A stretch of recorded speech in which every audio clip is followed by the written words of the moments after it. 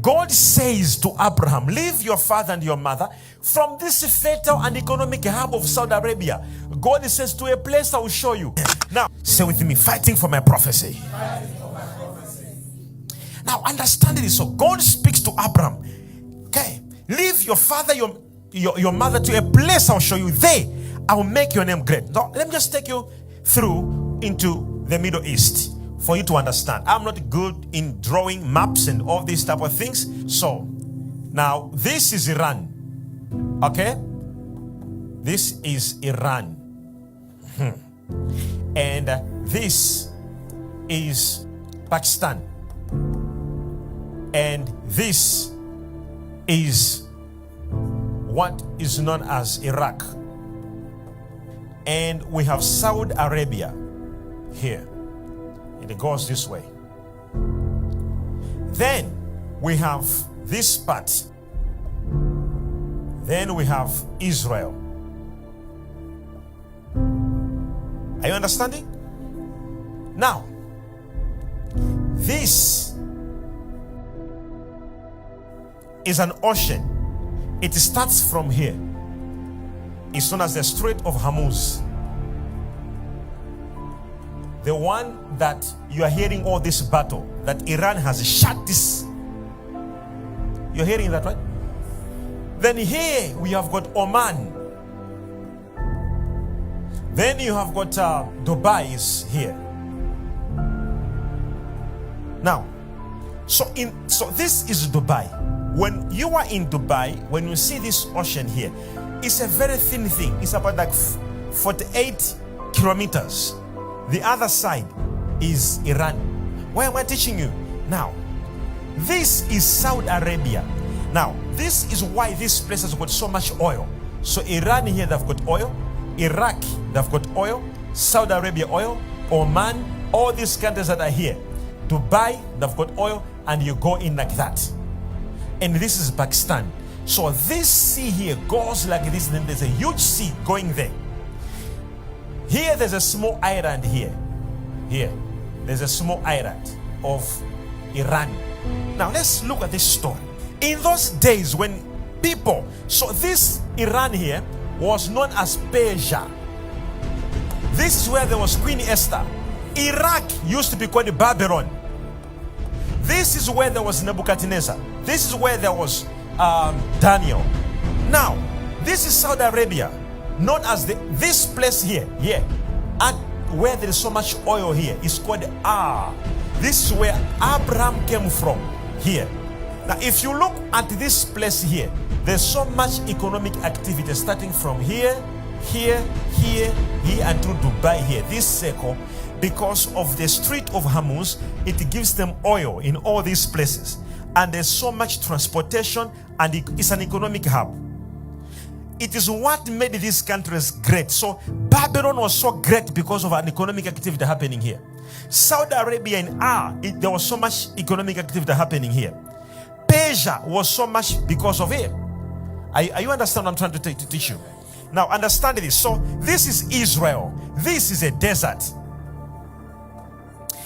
Now, here there was nothing, there was no economic activity happening. Now, from here, you have got Egypt down here. You have got Egypt. Just look at this. This is a map. Now, real-time map. Then you have got Iraq or Babylon. So here there was a king, very powerful king in those days. These kings would conquer other nations and take people as captives and take them to Babylon to work as slaves. Persia would do the same. So there was a time Persia captured people here and they were here as slaves. That's when there was Queen Esther and they were being killed. There was Haman. You know that story, right? And eventually the king there married Queen Esther. So all the story of favor. She married the king of Iran, like the one who has just been killed 2 weeks ago, Ayatollah, who has been killed. Now imagine how that man was hating Israel. Imagine him now marrying an Israelite. How God can twist events. And then the one who was in charge of the whole nation here was Queen Esther. She's the one who was influencing decisions and everything else. So God will not put you in a position for nothing. God would put people on positions for influence, for impact. So this is Iran, known as Persia. This is Iraq. This is where there was Iraq too. It was a big empire. They also captured Israel at some point in time. And they were here because of disobedience. When envoys came from here to come to Israel, the king took with them and showed them the holy place they were not supposed to do. So God said, you will be captured and saved in Babylon. So they went here to save. That's when there was now Daniel being born, Shadrach, Meshach, Abednego being put in fire. So these countries, they have never loved Israel. They have captured. That's why until today, when Israel says, who kill you, they always answer back, because they have got a history to say, we once captured you as slaves. You were our slaves from a long time ago. That's why they answer back, because they feel that thing of saying we have superpowers also. You can't say anything to us. I hope you're getting it. So now imagine this, that God says to Abraham, leave your father and your mother from this fertile and economic hub of Saudi Arabia. God says, to a place I will show you. Now, Abraham had to obey and walk here. He walked this direction. He went up here and went into Syria, and boom, into what? The land of the Chaldeans, which is Israel. That time it was not Israel yet. It's called the land of the Chaldeans. Are you understanding? Now, when he came here, there was drought. There was no food here. And then the Bible says he left from here and he went to Egypt to beg for food. Now, this man is coming all the way from an economic hub where there was prosperity and everything else. God is said, to a place I will make your name great. Sometimes prophecy isn't about being comfortable. God can remove you from a comfortable place to a place where it will not even make sense. When he arrived here, he was shocked that the place had nothing.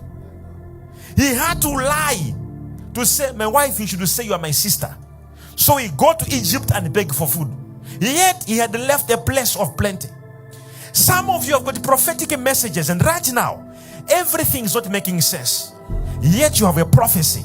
But what did Abraham do here? He did not cry. He didn't blame God. The Bible says he built an altar. Karabahata. When things are not making sense and you have got a prophecy, instead of giving up, build an altar of prayer. Build an altar of faithfulness. Build an altar of giving. Build an altar of obedience. Build an altar. Somebody say an altar. The man left a place and went to a place far away. God said, there I will make your name great. There was no any greatness smelling. Are you understanding me? This was not a place. There was no development at that time. It was just a village. There was no city in Israel at that point. He left a place of fruitfulness. Saudi Arabia was doing well because of its economic location. That is position. Dubai, all these countries here, they're very prosperous because they are at the hub of economic activity, shipping and all that type of things. So they had networks of ships and all other things here. And yet God said, leave to a place I'll make your name great. He arrives in the place to be great and he finds famine and there's no food. He has to lie to say, you should say you are my sister. Are you understanding this? He goes to Egypt to beg. But the moment he arrived in Egypt, the Bible says things changed.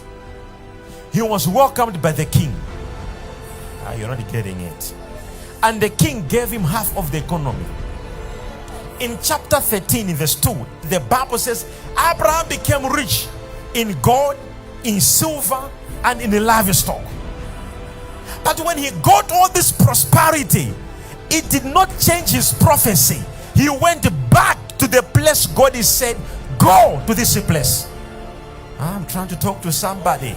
He would have thought, oh, now I am a rich man. I do business in this country, in Egypt. No, he left. He went back to the place God said he should